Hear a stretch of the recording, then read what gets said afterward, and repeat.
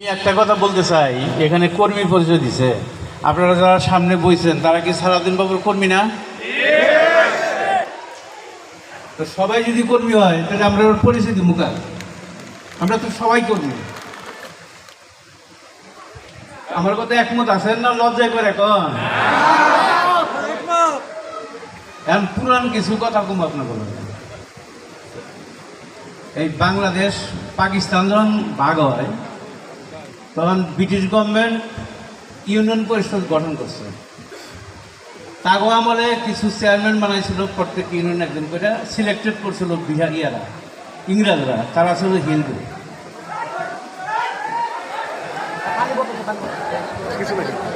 স্কুলের মোটরটা বন্ধ করে দেন, পানি পানি। বীরের ইউনিয়নে আমার জানা মতে মুরব্বীর কথা শুনছি, তারেক বাবু ছিল সিলেক্টেড চেয়ারম্যান। কাশিমপুরে ছিল বাবুবাবু, আর আশুলিয়াতে ছিল দিগন্ত নারায়ণ সরকার। এটা হলো ব্রিটিশ আমলের কথা। দেশ যখন ভাগ হইল তখন আবার ফের ইলেকশন হইল, তখন পাবলিকরা ভোট দিত না, সমাজের মাতবররা ভোট দিত। এক এক গ্রামে 4-5 জন করে ভোটার, তখন 80টা ইয়ার পরে একসাথে। সেই স্বাধীনতার পরে যখন পাকিস্তান হইল, সেই প্রথমবারের ইলেকশনে আমার শ্বশুর দেওয়ান মোহাম্মদ ইদ্রিস, আপনাদের মুরব্বী, সে প্রথম চেয়ারম্যান হইল। একটু পুরান ইতিহাস আপনাকে শোনাই, অনেকে তো জানেন না বা ভুলে গেছেন। তো সে আমাদের এই আশুলিয়ানের 7 বার চেয়ারম্যান হয়েছে। যতগুলি প্রাইমারি স্কুল দেখেন, যেহেতু সে চেয়ারম্যান, সে ছাড়া তার কিছু করার ছিল না। পুরা আশুলিয়া এয়ারপোর্টে এখন 2টা ইস্যু, যতগুলি প্রাইমারি স্কুল হয়েছে পুরানো আমলে, পাকিস্তান আমলে, সবগুলি তার হাতের করা। আপনাকে রস্তমপুরের আমাকে মজিদ তালই আর হলো মস্তান ভাই, এই দুইজনই তার লোকের সম্পর্ক ছিল। সবাই তার সাথে যাইতো না, মিশতো না, এই দুইজনই সব কিছু করতো। আমার জানা মতে তারা 2 দিন থাইকে তার ভাই তারা সকালবেলা রয়েছে, তখন তো আসলো না, গাড়ি ঘোড়া আসলো না, নৌকা দিয়ে আসছে। সারাদিন এই জায়গায় থাইকে এই জঙ্গল নগর সাফ কইরা, খুঁটি গাইরা, স্কুলের ব্যবস্থা কইরা গেছে। তখনকার যারা মাস্টার হয়েছিল, এই মাস্টার কিন্তু বিনা টেহায়, বিনা পরীক্ষা না দিয়া এই মাস্টার হয়েছে এই স্কুলে।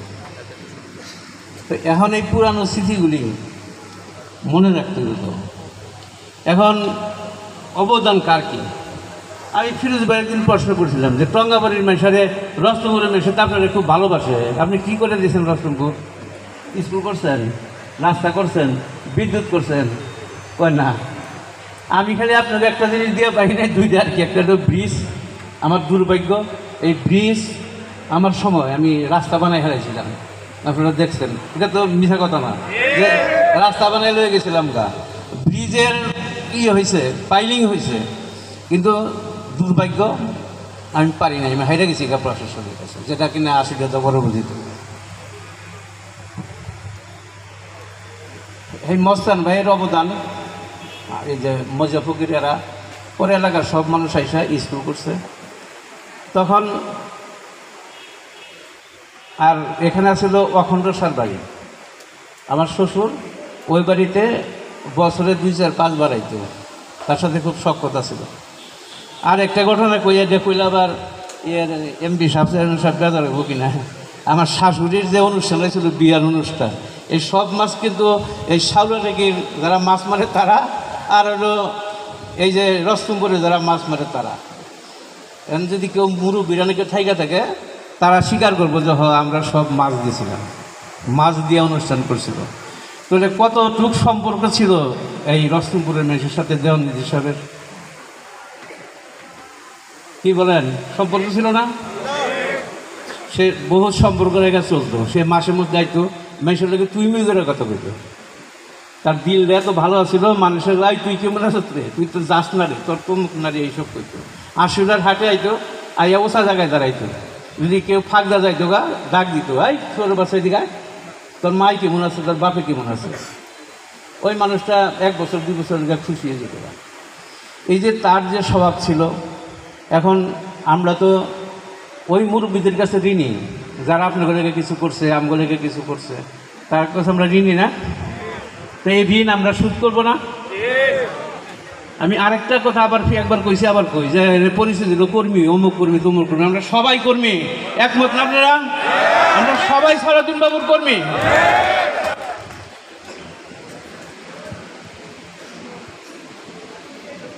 আমার শ্বশুর আশুলিয়া ইউনিয়নের 7 বার চেয়ারম্যান হয়েছে। আশুলিয়া ইয়ারপুর জন একসাথে ছিল, তখন 7 বার হয়েছে, আর ইয়ারপুর হয়েছে 2 বার, 9 বার। তারপরে হইল ইয়াকুব চেয়ারম্যান, আমার তালু ইব্রাহিম মণ্ডল, তারপরে হইল আমাকে নূর মাহমুদ ভাই, আমার বোনের জামাই, তারপরে দীর্ঘদিন আমি চেয়ারম্যানিগিরি করলাম। তো অনেক দিন পরে আপনাকে বলাইছি, এই আসার সুযোগটা আল্লাহ হয়তো করে দিয়েছে। আপনার সাথে অনেকে আমার চেহারাও বেড়ে গেছেন, যে এই রস্তমপুর আমি ওই যে এনে গৌরের রূপ করেছে, গৌরের আমি ভাত খাইছি, কথা বলছেন? তো এই যে গৌরব মরে গেছে, আমি কিন্তু আহি নেই, ডরেই আহি নেই। কার লগে কী কমো, কেন আবার পুলিশের কাছে কয়ে দিব, ধরে লয়ে যাবো।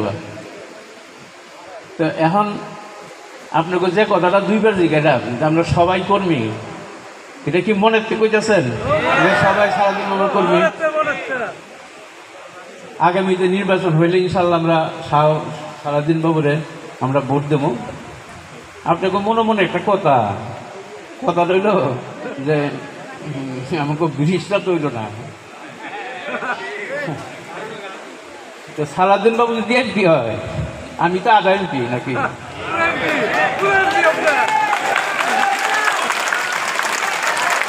আপনাকে আধা এমপি যদি আপনার লগে থাকে, ওই কি আধা এমপি যদি আপনার লগে থাকে, ফুল এমপি কি লড়াচড়া পারবো? লড়া পারতো না। আমরা কিচ্ছু চাই না, সারাদিন ওপর আল্লাহ এমপি বানাক, এবার টেহাদা করবো না কেমন করে আমরা যাই না, আমরা চাই না নাকি? আপনি চাই না, আমি আর কিছু চাও না।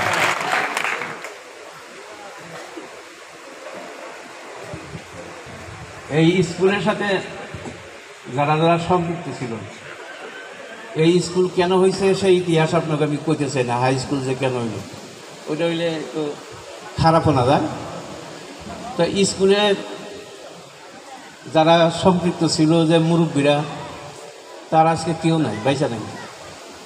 এই সলমান কাকা নাই, ওই জিনেশ কাকা নাই, ননিশা আমার মামা কইতাম হ্যাঁ নাই, এবারে আসলে মরণ মাতবর নাই। এখন আপনাদের সামনে দাঁড়াইলে কষ্ট পাই, কারণ আমারে তো শাসন করার কেউ নাই, সবাই তো আপনার আমার ছোটো। তো তখন তো মুরব্বীরা ছিল, একটা অন্যায় করলে আমার কানে ধরতো। ওই যে নুর ইসলাম চেয়ারম্যান সব আমার বোনের জমা এখানে, হ্যাঁ তাও গাইড করে যেত, যাই আমার বক্তব্য তুইরা করবি। এখন এটিম হয়ে গেছিল, কারণ ময় মুরব্বী নাই। এখন আমার শরীরের অবস্থা ভালো না, তো আমি আর বেশি কিছু কমবো না, অনেক কথা ছিল, শরীরে বেশি ভালো লাগতেছে না। তো আপনার কাছে অনুরোধ, আজকে এই মাঠে আপনারা আমার সাথে যে কথা কইলেন যে আপনারা সবাই কর্মী, সালাউদ্দিন বাবু কর্মী, আমরা বিএনপি টিএনপি বুঝি না। যখন দেওয়া নিজের সব করে করছে, এই দেশের মেশে ভোট দিছে না? হ্যাঁ, সারা মেশে ভোট দিছে না? আগেকার নেতারা তো মিটিং করে নাই যে আমি বিএনপি থেকে অমুক জায়গায় গেলাম গা। আমরা বিএনপি টিএনপি বুঝি না, আমরা সারাদিন বাবুরে ভোট দিব। একমত আপনারা? তো এই স্কুলের সাথে আমারও স্মৃতি জড়িত ছিল, দীর্ঘদিন আমার খারাপ লাগছে।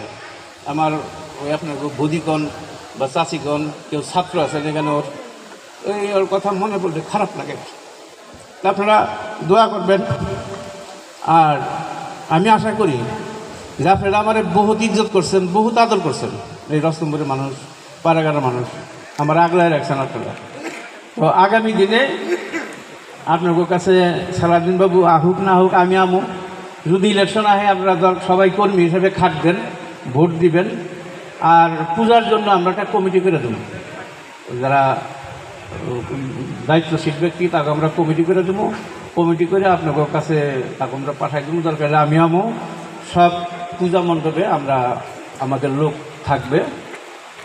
ওই ওদিকে আমার মামাতো ভাই ননি মামার ছেলে তার 7 টাকা করে করেছে যে আমরা যে পাহারা দেবো খাওয়ান দিবে না দাদা, তো খাওয়ানও দিব এরা। কথা বলছেন আপনারা খাওয়ান দেন আর না দেন, আমরা আপনাকে পাহারা দেব। কারণ একটু যদি আসল লাগে তাহলে বন্যার নাম গোদারে করবো। একদিন পলে আসছিলাম, ভালোই আসছিল, দোষা ছিল না। এখন যেহেতু বাসাতে বাইরে আইছি, আপনাকে সামনে দাঁড়ায় কথা কইতেছি, মন ভালো লাগতেছে, আমি নাক ডেকে ঘুমাই, তাহলে আপনার যদি কোনো ক্ষতি হয় সেটা তো আমাকে গায়ে লাগবে।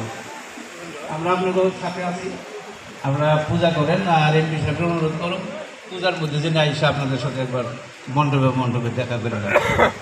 আর বিজয়বাবু একটা কথা কইছে, আমি আপনাদের প্রাক্তন চেয়ারম্যান হিসাবে একটা অনুরোধ করব। বিজয়বাবু বলছে যে মদতারি খাওয়ার ব্যাপার, এইটা আমরা কয়েকদিন নাই খাইলাম, একটু ফুর্তি কমই করলাম, তো এইটা আপনারা করেন না, ওইটা একটা সুন্দর জিনিস অসুন্দর করেন না। তা আমি আর বক্তব্য বাড়াই না।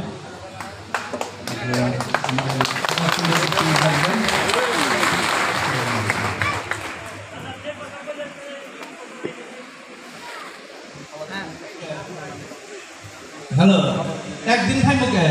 আমরা পাহাড়ে কোনো 7 দিন খাওয়া যায়। আমার মা আজকের অনুষ্ঠানের প্রধান অতিথি সাবেক সংসদ সদস্য, আপনাদের অত্যন্ত পরিচিত ডাক্তার দেওয়ান মোহাম্মদ সালাউদ্দিন বাবু ভাই। ডাক্তার